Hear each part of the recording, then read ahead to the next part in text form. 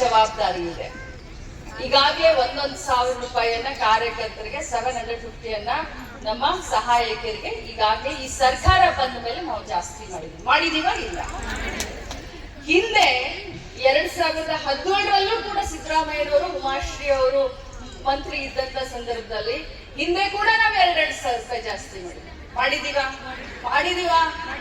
ಅವಾಗ್ಲೂ ಸಿದ್ದರಾಮಯ್ಯನವರು ನಿಮ್ಮ ಬಗ್ಗೆ ನಾವು ಕಾಳಜಿ ತಗೊಂಡು ಅವಾಗ್ಲೂ 2,000 ನಾವೇ ಮಾಡಿದ್ವಿ.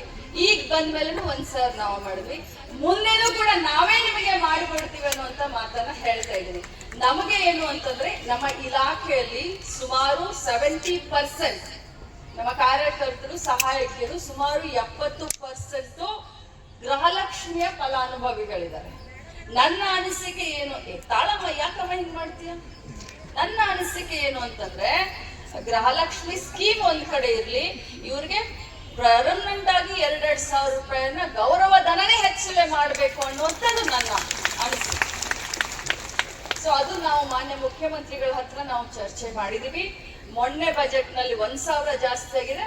ಮುಂಬರುವಂತ ಬಜೆಟ್ ನಲ್ಲಿ ಇನ್ನೊಂದು 1,000 ಜಾಸ್ತಿ ಮಾಡುವಂತ ಪ್ರಯತ್ನವನ್ನ ನಾವು ಮಾಡ್ತೀವಿ, ಖಂಡಿತವಾಗ್ಲೂ ನಾವು ಮಾಡ್ತೀವಿ.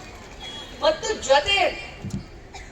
ಜೊತೆಯಲ್ಲಿ ನೀವು ಇಷ್ಟು ದಿನ ನನಗೆ ಹೇಳ್ತಾ ಇದ್ರಿ ಇಲೆಕ್ಷನ್ ಸಂದರ್ಭದಲ್ಲಿ ನಮ್ಮನ್ನ ಉಪಯೋಗ ಮಾಡ್ಕೊಳ್ಬೇಡಿ ಮೇಡಮ್, ನಮ್ಗೆ ಬಹಳ ತೊಂದರೆ ಇದೆ ಅಂತ ಹೇಳ್ತಾ ಇದ್ರಿ. ನಿಮ್ಗೆ ಅದರಿಂದ ಎಕ್ಸಂಪ್ಷನ್ ಕೊಡ್ಸಿದ್ನೋ ಇಲ್ಲೋ, ಆದ್ರೆ ಶುಭ ಹೇಳ್ತಾ ಇದ್ದಾರೆ. ಮೊನ್ನೆ ನಡೆದಂತ ಸಮೀಕ್ಷೆಯಲ್ಲಿ ನನಗೆ ಅಂಗನವಾಡಿ ಕಾರ್ಯಕರ್ತರು ಬಹಳ ಸಹಾಯ ಮಾಡಿದ್ರು ಅಂತ. ನಾನಂದೆ ನಮ್ಮವ್ರು ಇಲೆಕ್ಷನ್ ಡ್ಯೂಟಿನೇ ಬೇಡ ಅಂತಂದಿದ್ದಕ್ಕೆ ಚೀಫ್ ಸೆಕ್ರೆಟರಿ ಅವ್ರ ಹತ್ರ ನಾನು ಏನೇನೋ ಇದನ್ನ ಮಾಡಿ ಮುಖ್ಯಮಂತ್ರಿಗಳನ್ನ ಒಪ್ಪಿಸಿ ಇಲೆಕ್ಷನ್ ಡ್ಯೂಟಿಯಿಂದ ನಾನು ಹೊರಗಡೆ ತಗದೆ ಅಮ್ಮ. ಆದ್ರೆ ನೋಡು, ನಮ್ಮ ಅಂಗನವಾಡಿಯವರು ನೀವು ಏನ್ ಕರೆದ್ರು ಕೂಡ ಕೆಲಸ ಮಾಡ್ತಾರೆ, ಅದು ನಮ್ಮ ಅಂಗನವಾಡಿಯವರ ಶಕ್ತಿ ಅಂತ ಹೇಳಿದೆ. She was praising.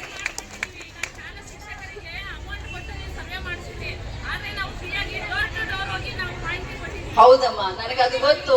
ನಿಮ್ಮ ಸೇವೆ ಇರಬಹುದು, ನಿಮ್ಮ ಪರಿಶ್ರಮ ಇರಬಹುದು.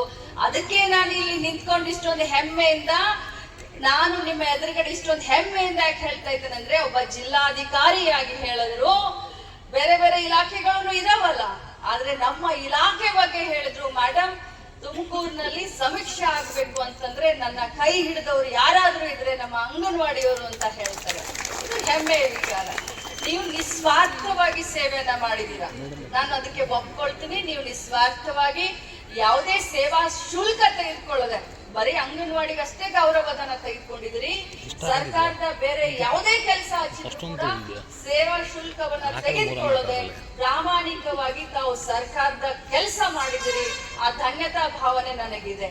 ನಾನಿಲ್ಲಿ ನಿಮ್ಮ ಅಕ್ಕ ಆಗಿ, ನಿಮ್ಮ ತಂಗಿಯಾಗಿ, ನಿಮ್ಮನ್ನ ಪ್ರತಿನಿಧಿಸಿ, ನಿಮ್ಮ ಧ್ವನಿಯಾಗಿ ನಾನು ಬಂದಿದ್ದೀನಿ ಹೊರತಾಗಿ ನಿಮ್ಮ ಮನಸ್ಸಿನಲ್ಲಿ ನನಗೆ ಏನೋ ಹೇಳ್ಬಿಡೋಣ ಅನ್ನೋದಿದ್ರೆ ದಯಮಾಡಿ ತೆಗೀರಿ.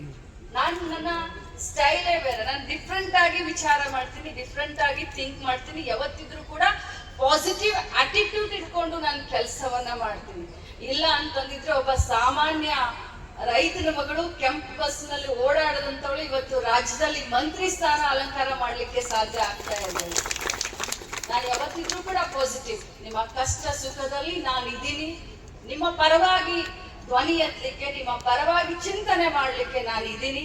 ವಿಶ್ವಾಸವಿಡಿ, ಮುಂದಿನ ದಿನದಲ್ಲಿ ಖಂಡಿತವಾಗ್ಲೂ ಗೌರವ ಧನವನ್ನ ಹೆಚ್ಚಳ ನಾವು ಮಾಡೇ ಮಾಡ್ತೀವಿ ಅನ್ನುವಂತ ಭರವಸೆಯನ್ನ ಕೊಡ್ತೀನಿ.